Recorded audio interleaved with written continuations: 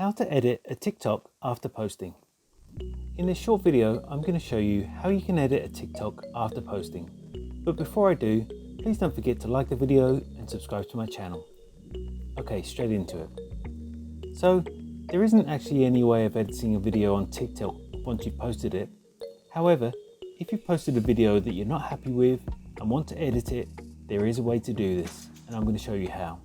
So first, open up the TikTok app and tap on your profile picture in the bottom right corner. Then tap on the video that you would like to edit. Tap on the three dots button on the right hand side of the video. Then tap Save Video. Once the video is saved, tap the plus button to create a new TikTok.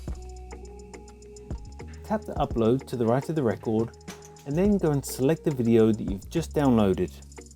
Then here you can re-edit the video as you would like and then post it like normal. You now need to delete the original video you posted. To do this, go back to your profile, open up the video and tap on the three dots again. Then scroll from left to right and then click on the delete button at the end.